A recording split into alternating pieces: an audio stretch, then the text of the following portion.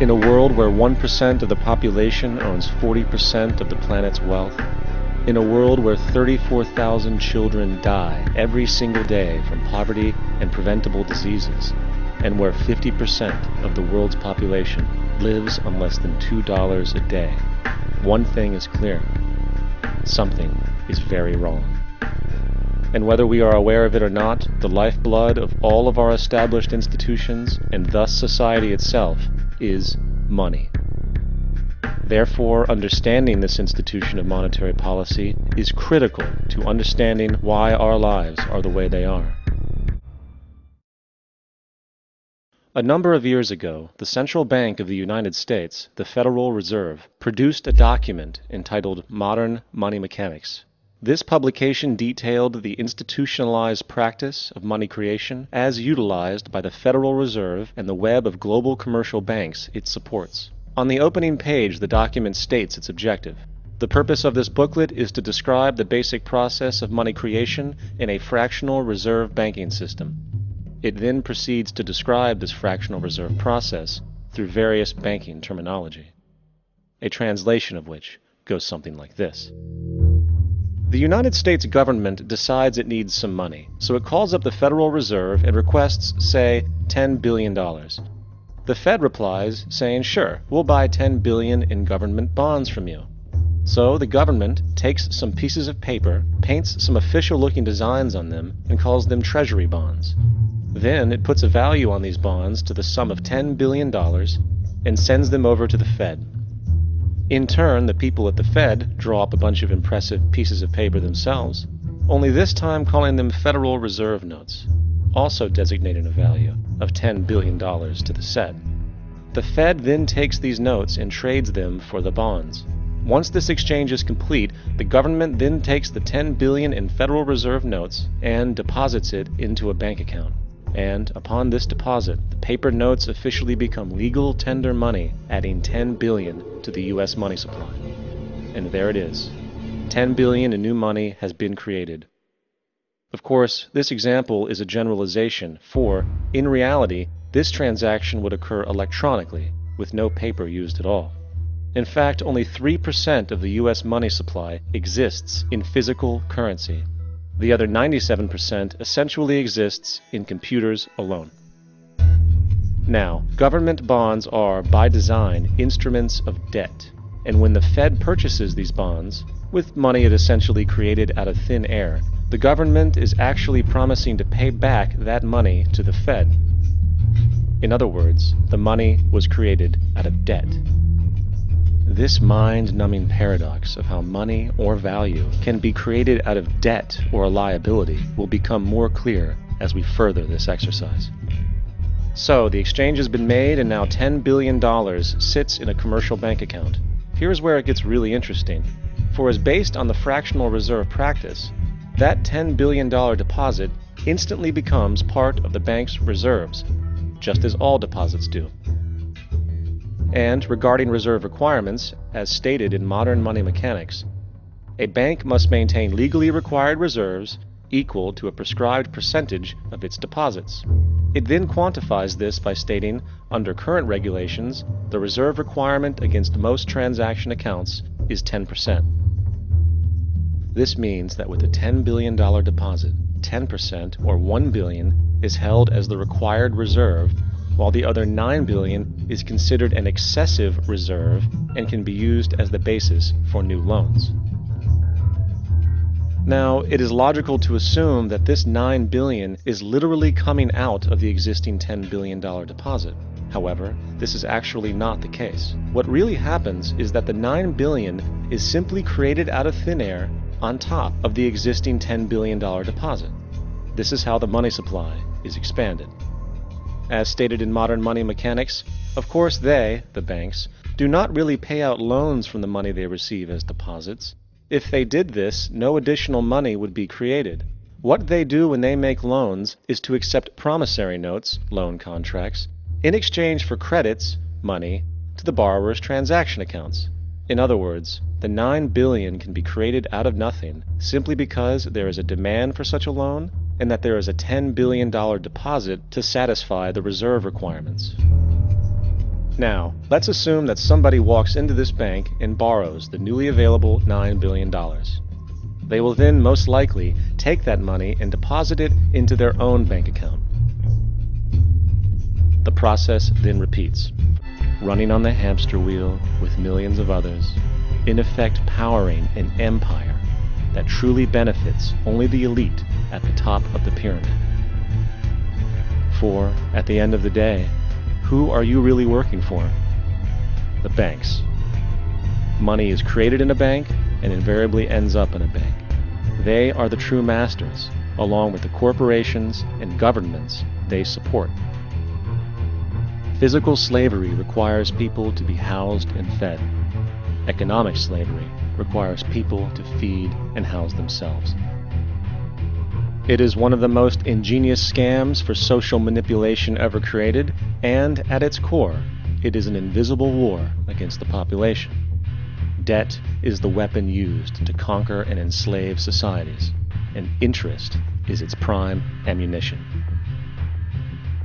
And as the majority walks around oblivious to this reality, the banks, in collusion with governments and corporations, continue to perfect and expand their tactics of economic warfare, spawning new bases, such as the World Bank and International Monetary Fund. This process of manipulation by the corporatocracy through the use of debt, bribery, and political overthrow is called globalization.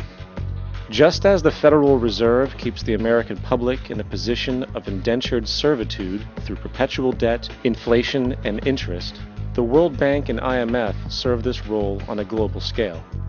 The basic scam is simple. Put a country in debt either by its own indiscretion or through corrupting the leader of that country. Then impose conditionalities or structural adjustment policies, often consisting of the following. Currency devaluation.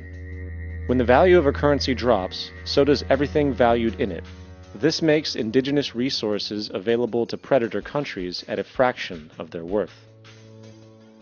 Large funding cuts for social programs.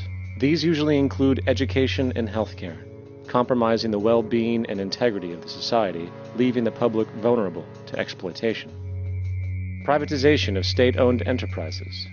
This means that socially important systems can be purchased and regulated by foreign corporations for profit.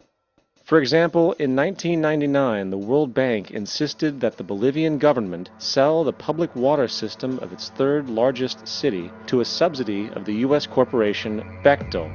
As soon as this occurred, water bills for the already impoverished local residents skyrocketed. It wasn't until after a full-blown revolt by the people that the Bechtel contract was nullified. Then there is trade liberalization, or the opening up of the economy through removing any restrictions on foreign trade. This allows for a number of abusive economic manifestations, such as transnational corporations bringing in their own mass-produced products, undercutting the indigenous production and ruining local economies. Additionally, due to production deregulation, environmental destruction is perpetual, as a country's resources are often exploited by the indifferent corporations while outputting large amounts of deliberate pollution.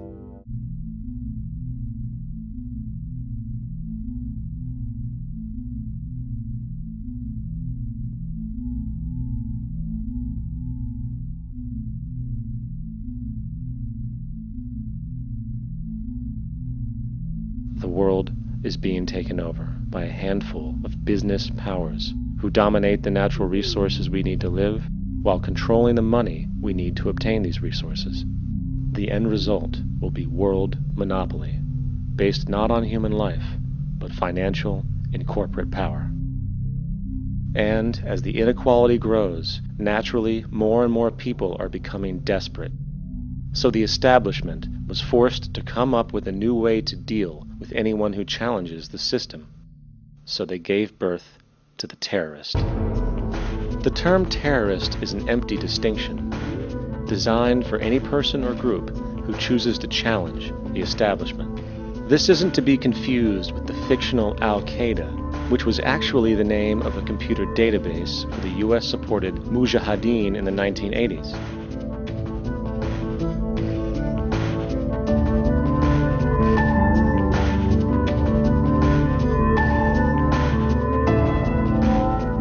Interesting to note that twice as many people die from peanut allergies a year than from terrorist acts.